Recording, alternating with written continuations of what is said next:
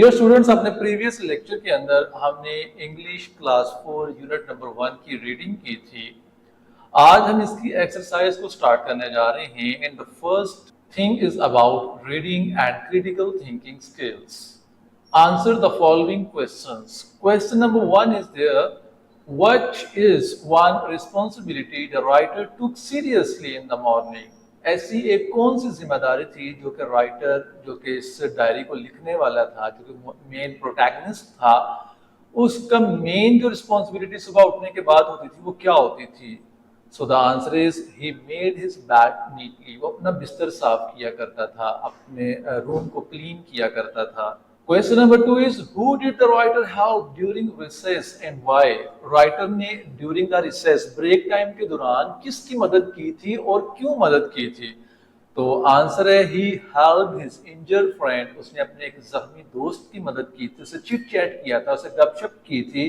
Who was sad, जो कि बड़ा उदास बैठा हुआ था after being left out of the game, जो कि अपनी इंजरी की वजह से गेम से आउट हो गया था और वो सैड होकर बैठा हुआ था। So the writer wanted to make him happy, उसको खुश करना चाहता था। He wanted to show his kindness, वो अपनी रहम दिली उसके साथ जो था उसको शो करना चाह रहा था। Question number 3 is what activity did the writer practice diligently in the afternoon। Writer जो था वो अपनी कौन सी ऐसी एक्टिविटी थी जो आफ्टरनून वो प्ले किया करता था, जो कि उसकी एक रेगुलरिटी थी। तो आंसर है he attended his karate class. वो अपनी कराटे की क्लास को अटेंड किया करता था बड़ा डिलीजेंटली, बड़ा पुरजोश अंदाज के साथ। Now let's move towards read the lesson again and tick the correct option. Lesson को दोबारा से पढ़ें और दुरुस्त जवाब की निशानदेही करें। पहला क्वेश्चन है कि what responsibility did the protagonist fulfil by making their bed in the morning. Writer जो था, प्रोटैगनिस्ट जो कि इस कहानी का मरकजी किरदार था, वो सुबह उठने के बाद कौन सी रिस्पॉन्सिबिलिटी फुलफिल किया करता था। नंबर 1 इज फीडिंग देयर पेट। अपने पेट को, अपने जो पालतू जानवर घर में होते हैं, उनको फीड करवाया करता था, उनको खाना खिलाता था। क्लीनिंग द रूम, अपना कमरा साफ करता था। नंबर 3 डूइंग लॉन्ड्री, कपड़े धोया करता था। वॉशिंग डिशेस, बर्तन धोया करता था। तो नंबर 1 जो उसकी थी वो थी क्लीनिंग द रूम, अपना कमरा साफ किया करता था। नेक्स्ट, ड्यूरिंग रिसेस, रिसेस के दौरान the protagonist invited a friend who felt left out. जो कहानी का मरकजी किरदार है, जो कि जिसने डायरी लिखी है, वो ड्यूरिंग द रिसेस वो अपने एक दोस्त को इनवाइट करता है। Why did the friend feel left out. Friend था वो क्यों उदास था, क्यों उसको गेम से बाहर निकाल दिया गया था, क्यों वो इंजर्ड हो गया था। तो ऑप्शन है they didn't have any toy to play.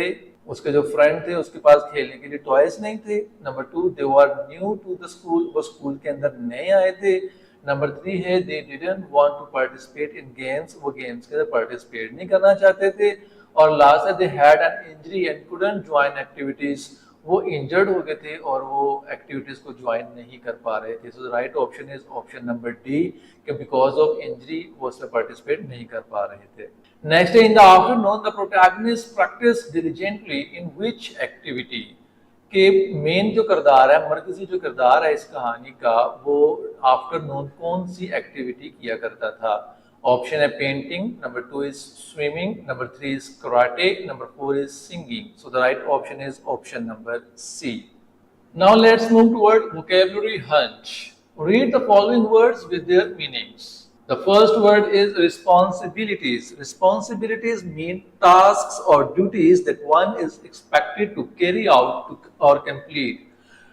तो रिस्पॉन्सिबिलिटीज जो होती हैं वो जिम्मेदारी होती हैं, इनके ऐसे काम होते हैं, ऐसे फ्राइज होते हैं जो कि आपने कंप्लीट करना होते हैं। Tidied up means clean and organised, साफ सुथरा करना और उनको ऑर्गेनाइज करना, तरतीब के अंदर रखना। Attentively, attentively mean paying close attention and listening carefully, तवज्जो के साथ किसी चीज को सुनना। Participate, participate mean to take part in something और बी इन्वॉल्व्ड, हिस्सा लेना किसी चीज के अंदर, किसी एक्टिविटी के अंदर। Reflection, reflection mean thinking about और कंसीडरिंग समथिंग केयरफुली, किसी चीज को बड़े गौर व खोज के साथ कंसीडर करना, उसके बारे में सोच विचार करना।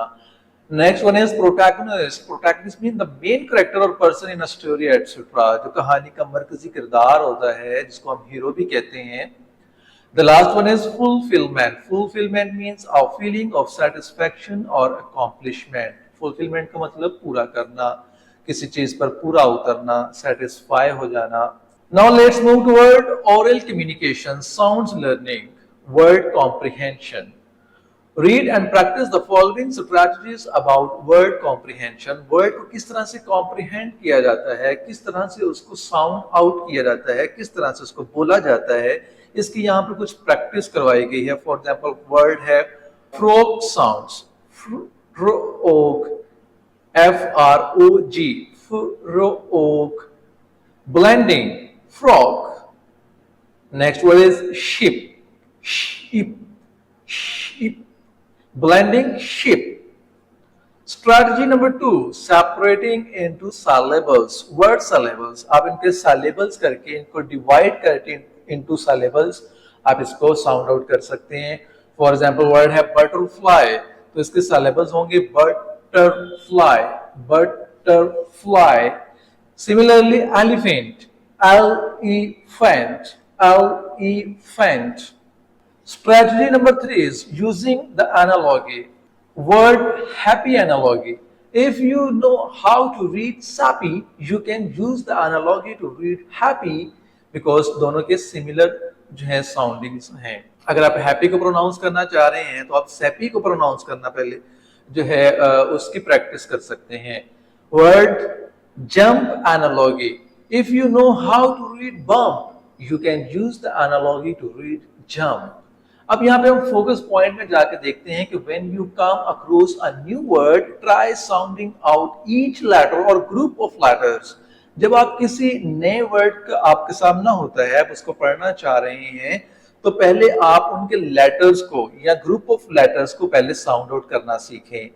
Say the sounds aloud and blend them together. आप उन लेटर्स की साउंड को थोड़ा ऊंची आवाज में पढ़ें, फिर उनको ब्लेंड कर दें, उनको मिला दें, इकट्ठा कर दें to form the word, और उनको एक लफ्ज बना दें। For example, if you see the word cat, you can sound out the sound. आपने एक नया वर्ड पढ़ रहे हैं cat, आप उसको पहले साउंड आउट करें, उसके एक एक लेटर को। K A cat, पहले C के साउंड cat, हार्ड साउंड आएगा C का, A और T, cat, and blend them together to read the word। इनको इकट्ठा करके जब आप पढ़ेंगे तो ये वर्ड बन जाएगा cat। सो इसी तरह से आप कोई भी नया वर्ड आपके सामने आता है तो उसको पहले पार्ट्स के अंदर डिवाइड करके उनके लेटर्स को पहले पढ़ें, फिर उनको ब्लेंड करें, तो इस तरह से आप उस वर्ड को राइटली प्रोनाउंस कर सकते हैं। Speaking time, read and practise the given dialogue. Rida says, यहाँ पे दो करेक्टर हैं रिदा और अलीना। रिदा सबसे पहले स्टार्टिंग करती है, hi Alina, do you like reading books? क्या तुम बुक्स रीड करना लाइक करती हो? अलीना से कहती है, नॉट रियली रिदा, इतना ज्यादा नहीं रिदा, कोई इतना खास नहीं। I am more into watching movies, what about you? मैं तो ज्यादा मूवीज देखना पसंद करती हूँ, तुम्हारा इसके बारे में क्या ख्याल है?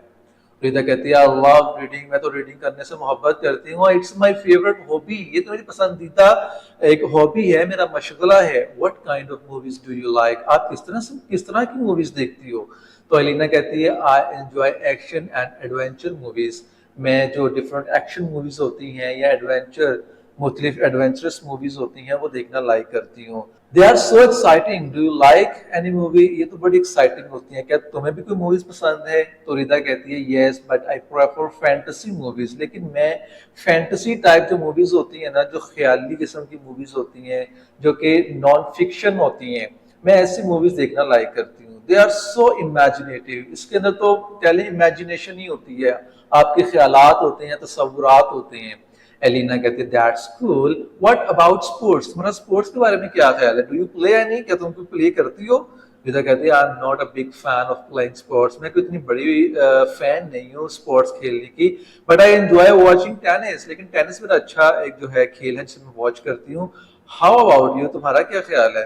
एलिना कहती है, आई लव प्लेइंग बास्केटबॉल, मैं तो बास्केटबॉल खेलना पसंद करती हूँ। इट्स सो मच फन, ये तो फन से भरपूर होता है। रिदा कहती है, that's great, it's nice that we have different interest, ये तो बड़ी अच्छी बात है कि हमारे दोनों के डिफरेंट इंटरेस्ट हैं, डिफरेंट जो हैं हमारे दिलचस्पियां हैं, हमारे मुशागिल हैं, हमारी हॉबीज हैं। Now let's move toward the next part, and that is about language study. Look at the picture and write the words in relevant columns.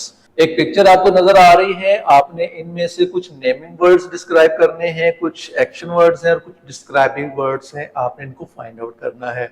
आप अपने प्रीवियस क्लासेस के अंदर पढ़ चुके हैं, नेमिंग वर्ड जो होते हैं वो किसी चीज का नाम होते हैं, एक्शन वर्ड जो होते हैं जो एक काम हो रहा होता है, जो भी एक्शन परफॉर्म किया जा रहा होता है वो एक्शन होता है, और डिस्क्राइबिंग वर्ड जो कि किसी चीज को डिस्क्राइब करने वाले वर्ड्स होते हैं। तो यहाँ पर मैंने आपकी हेल्प के लिए कुछ वर्ड्स लिखे हैं, आप भी इसमें से मजीद वर्ड जो है फाइंड आउट कर सकते हैं। फॉर एग्जाम्पल नेमिंग वर्ड इसमें हो सकते हैं, इस पिक्चर के अंदर बेंच है, ट्री है, लैंप है, ठीक है। इसके अलावा भी आपने फाइंड आउट करने हैं, और भी काफी चीजें नजर आ रही हैं, रोड है, घास है, एटसेट्रा। एक्शन जो इसमें हो सकते हैं जो हम फाइंड कर सकते हैं वो ये है कि स्टैंड के लैंप जो है वो स्टैंड हमें नजर आ रहे हैं, स्टैंड एक एक्शन वर्ब है, ठीक है। लाई पड़ा हुआ होना किसी चीज का, तो बेंच यहाँ पे आपको नजर आ रहा है, बेंच पड़ा हुआ है, ठीक है। और ना लास्ट है इंस्टॉल, तो यहाँ पर आपको लैंप जो है वो इंस्टॉल नजर आ रहे हैं इस पार्क के अंदर। नेक्स्ट है डिस्क्राइबिंग वर्ड, तो यहाँ पर आपने कुछ डिस्क्राइबिंग वर्ड भी फाइंड कर सकते हैं। फॉर एग्जांपल सनी, कि वेदर जो है वो सनी है, सूरज की धूप आपको नजर आ रही है। टॉल, ट्रीज जो हैं वो टॉल हैं, लंबे हैं, तो ये डिस्क्राइबिंग वर्ड है। ब्यूटीफुल, ब्यूटीफुल सीन आपको क्रिएट करके दिखाया जा रहा है, तो ब्यूटीफुल एक डिस्क्राइबिंग वर्ड है। Now let's move towards grammar focus. Words showing feeling and emotions. यहाँ पर कुछ words दिखाए जा रहे हैं जो कि feelings और emotions को describe कर रहे हैं। जैसे word है happy, excited, scared, nervous, sad, angry, surprised, bored. ये वो words हैं जो कि emotions और feelings को show करते हैं। Underline the words showing feelings and emotions in the following sentences. नीचे कुछ sentences हैं, उनके अंदर आपने feelings और emotions को find out करना है। पहला I am happy because I got an A on my test. मैं बड़ा खुश हूं क्योंकि मुझे टेस्ट के अंदर ए ग्रेड मिला है। तो यहाँ पर हैप्पी जो है वो ऐसा वर्ड है जिसको आपने अंडरलाइन करना है, जो कि फीलिंग्स और इमोशंस को शो कर रहा है। नेक्स्ट में है she felt sad when her best friend moved away, तो यहाँ पर क्या वर्ड होगा, sad. The children were excited to go to the amusement park, तो यहाँ पर excited का जो वर्ड है वो फीलिंग्स और इमोशंस को शो कर रहा है। नेक्स्ट है he became angry when his little sister broke his toy, तो यहाँ पर एंग्री का वर्ड जो है वो फीलिंग्स और इमोशंस को शो कर रहा है। लास्ट है I feel scared when I hear thunder during a storm, तो यहाँ पर scared यानी कि डरा हुआ होना, ये भी फीलिंग्स और इमोशंस को शो कर रहा है। नेक्स्ट हम चलते हैं use of capitalisation. Read the following sentences and notice the use of capitalisation. कौन कौन से ऐसे लेटर्स होते हैं जिनको कैपिटलाइज किया जाता है, बड़े हरूफ में इधर लिखा जाता है। तो सबसे पहले कहते हैं नेम्स ऑफ पीपल, जितने भी लोगों के नाम होते हैं वो हमेशा कैपिटल लिखे जाते हैं। फॉर एग्जाम्पल आपका जो नाम है आप भी उसको कैपिटल लिखते हैं, कभी भी ऐसा नहीं होगा कि आप उसको स्मॉल से स्टार्ट करें। अगर आप ऐसा करते हैं तो ये ग्रामेटिकली मिस्टेक है। अब यहाँ पर एग्जाम्पल दी गई है, mister Ahmad is my neighbour who loves to cook delicious Pakistani food, तो यहाँ पर पीपल अहमद था, उसका नाम कैपिटल लिखा हुआ है। My teacher Mrs Khan helps us learn Urdu language and Pakistani culture, तो यहाँ पे मिसिस खान कैपिटल लिखा गया है। I have a friend named Ali who loves playing cricket, a popular sport in Pakistan, तो यहाँ पर अली पीपल है, पीपल का नेम है, पर्सन है, उसको कैपिटल लिखा गया है। नेम्स ऑफ हॉलीडेज, हॉलीडेज के जो नेम होते हैं वो भी कैपिटल लिखे जाते हैं। For example Eid is my favourite holiday because we get together with family and share delicious meals, तो यहाँ पर जो फेस्टिवल का जिक्र किया गया है वो क्या है, ईद, तो वो कैपिटल है। On Pakistan Day, we celebrate the creation of our country with parades and flag hoisting. तो यहाँ पर पाकिस्तान डे हॉलीडे है तो इसको हमने कैपिटल लिखा है। I love celebrating Independence Day with my friends where we watch firework and sing patriotic songs. तो यहाँ पर इंडिपेंडेंस डे को भी कैपिटलाइज किया गया है। नेक्स्ट वन इज नेशनैलिटीज, मुख्तलिफ जो मुल्कों के नाम होते हैं उनको भी हमेशा कैपिटल लिखा जाता है। For example my friend Ayesha is Pakistani and speaks both Urdu and English, तो यहाँ पर पाकिस्तानी नेशनैलिटी को शो कर रहा है, इसको कैपिटलाइज किया गया है। I met a boy from Pakistan who taught our traditional Pakistani dress. यहाँ पर आप देख सकते हैं पाकिस्तान को और पाकिस्तानी को कैपिटलाइज किया गया है। My neighbor is from Karachi, a city in Pakistan known for its vibrant culture and delicious street food. तो यहाँ पर कराची को और पाकिस्तान को कैपिटलाइज किया गया है। नेक्स्ट लैंग्वेजेस, लैंग्वेज जो होती हैं वो भी हमेशा कैपिटल लिखी जाती हैं। I am learning to speak Urdu in school to connect with my Pakistani roots. तो यहाँ पर उर्दू लैंग्वेज है, कैपिटल लिखा गया है। Sindhi is a regional language spoken in parts of Pakistan and I find it fascinating. तो यहाँ पर सिंध को कैपिटलाइज किया गया है। स्पेशल इवेंट्स कुछ होते हैं उनको भी कैपिटलाइज किया जाता है। For example, the spring festival is a special event celebrated in Pakistan where people wear colourful dresses. तो यहाँ पर स्प्रिंग फेस्टिवल को कैपिटलाइज किया गया है। The Pakistan super league PSL is a special event where we cheer for our favorite cricket team in exciting matches. तो यहाँ पर पाकिस्तान सुपर लीग PSL को कैपिटलाइज किया गया है। फोकस पॉइंट में हम जाकर देखते हैं कि capitalisation refer to practice of writing the first letter of a proper noun such as names of people, holidays, nationalities, language and special events with an upper case और कैपिटल लेटर। वही चीजें जो भी हमने डिस्कस की हैं कि proper noun जो होते हैं, हॉलीडेज नेम होते हैं, नेशनैलिटीज होती हैं, लैंग्वेजेस होती हैं, स्पेशल इवेंट्स होते हैं, इनको हमेशा कैपिटल लेटर के साथ लिखा जाता है, अपर केस से स्टार्ट किया जाता है। नेक्स्ट है writing skills, paragraph based on descriptive imagery. Read the following paragraph and notice the use of descriptive imagery. Descriptive imagery क्या होता है, पहले हम इमेजरी को समझते हैं। इमेजरी कहते हैं कि ऐसा जैसी डिस्क्रिप्शन जो कि हमारे माइंड के अंदर एक कंप्लीट जो है इमेज क्रिएट कर दे। ठीक है, हम कुछ ऐसा पढ़ रहे होते हैं तो हमारे माइंड के अंदर पूरा एक इमेज बन रहा होता है कि जो है कहानी का जो करेक्टर है वो क्या कर रहा है, कैसा सीन था, वहां पे क्या क्या हो रहा था, एक पूरा सीन क्रिएट हो रहा है। तो डिस्क्रिप्टिव के अंदर जिसमें ऐसे डिस्क्रिप्टिव वर्ड्स यूज किए जा रहे हों जो कि हमें कह लें कि उनकी एडजेक्टिव्स बताई जा रही हों, उनकी क्वालिटीज और डिसक्वालिटीज बताई जा रही हों, तो जो हमारे माइंड के अंदर एक कंप्लीट इमेज क्रिएट कर देता है। फॉर एग्जांपल आप देख सकते हैं पैराग्राफ को कि in the dark forest the towering trees stretch their branches high into the sky swing gently in the breeze. अब जब आप पहली लाइन पढ़ रहे हैं तो क्या कह रहा है कि डार्क फॉरेस्ट है, घना जंगल है, टॉवरिंग ट्रीज लंबे लंबे दरख्त हैं, स्ट्रेचेस देयर ब्रांचेस उनकी शाखें फैली हुई हैं, हाई इनटू द स्काई आसमान से जैसे लग रही हो, स्विंग जेंटली बड़ी आहिस्ता आहिस्ता वो जो है स्वे कर रही हैं, लहलहा रही हैं, इन द ब्रीज हवा के अंदर। अब देखिए हमारे माइंड के अंदर एक सीन क्रिएट हो रहा है, घना जंगल है, लंबे लंबे दरख्त हैं, ठीक है, वो आहिस्ता आहिस्ता लहरा रही हैं, तो एक सीन क्रिएट हो रहा है, इसको डिस्क्रिप्टिव इमेजरी कहा जाता है। इसी तरह से the sunlight filters through the leaves, सूरज की जो शुआएं हैं वो पत्तों से फिल्टर होकर नीचे आ रही हैं, casting shadow on the forest floor, और फॉरेस्ट के जंगल के जो फर्श है उसका जो फ्लोर है उसके ऊपर अपना साया छोड़ रही हैं। Delicate flowers bloom in different colours dotting the green landscape. As I walk, I feel the coolness of the moss under my fingertips and the softness of petals as I brush against them. The rustling of leaves create a beautiful scene. तो यहाँ पर आप देख सकते हैं ये सारे जो वर्ड्स हैं और जो सेंटेंस स्ट्रक्चर्स बनाए गए हैं ये हमारे माइंड के अंदर एक कंप्लीट डिस्क्रिप्टिव इमेजरी को क्रिएट कर रहे हैं। Right a simple paragraph of your own using the descriptive imagery in your notebook. आपने भी अपनी जो है डिस्क्रिप्टिव इमेजरी को यूटिलाइज करते हुए आपने एक छोटा सा पैराग्राफ लिखना है अपनी नोटबुक के अंदर।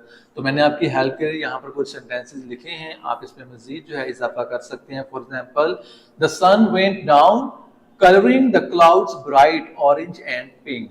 सन जो था वो जैसे ही गुरूब आफ्ताब की तरफ बढ़ा तो colouring the clouds bright orange and pink, तो ऐसे जैसे उसने क्लाउड्स को ऑरेंज कर दिया हो और पिंक कर दिया हो। A soft breeze blew through the tall grass, लंबे लंबा जो घास था उसके अंदर हवा तेजी के साथ चल रही थी, नरम और नाजुक हवा चल रही थी। Making it move like waves, और उसको समंदर की लहरों की तरह हिला रही थी। तो ये एक डिस्क्रिप्टिव पैराग्राफ की कुछ लाइंस मैंने आपके साथ शेयर की हैं, आप इसको मजीद जो है एनहेंस कर सकते हैं। नेक्स्ट क्वेश्चन है, write 5 simple sentences using the adverb ly। Adverb L Y का यूज करते हुए आपने 5 सेंटेंसेस लिखने हैं। फॉर एग्जांपल मैंने आपके हेल्प के लिए यहाँ पे लिखे हैं, he walks slowly, number 2 she cooks deliciously, I speak politely, he works carefully, the sun shines brightly. तो तमाम जो लास्ट वर्ड हैं उनके जो एंडिंग है वो एल वाई पर यानी कि एडवर्ब पर हो रही है। ऊपर हमने डिस्क्रिप्टिव इमेजरी को पढ़ा, उसी को उसने नीचे फोकस पॉइंट में मेंशन किया है कि descriptive imagery is a way of using words to create a vivid and detailed picture in someone's mind. कि डिस्क्रिप्टिव इमेजरी ऐसी यूज की जाती है, ऐसे अल्फाज होते हैं जो कि पढ़ने वाले के माइंड के अंदर एक बड़ी वाज़ेह किस्म की और बड़ी डिटेल के साथ एक इमेज क्रिएट कर दे, एक पिक्चर बना दे। It helps to bring the senses of sight, touch and sound to life through words. इसमें साइट से रिलेटेड वर्ड्स भी हो सकते हैं, आपकी सेंस जो साइट की सेंस है, देखने की जो हिस्सा है उससे मुतालिक भी बातें हो सकती हैं, आपकी चीज़ों को छूने के जो एहसासात हैं उनको भी डिस्कस किया जा सकता है, साउंड हो सकती है इसके अंदर। सो डियर स्टूडेंट्स, यहाँ पर हमारा यूनिट नंबर 1 की एक्सरसाइज भी कंप्लीट होती है। अपनी नेक्स्ट वीडियो के लिए मुझे इजाज़त दीजिए। अल्लाह हाफिज़।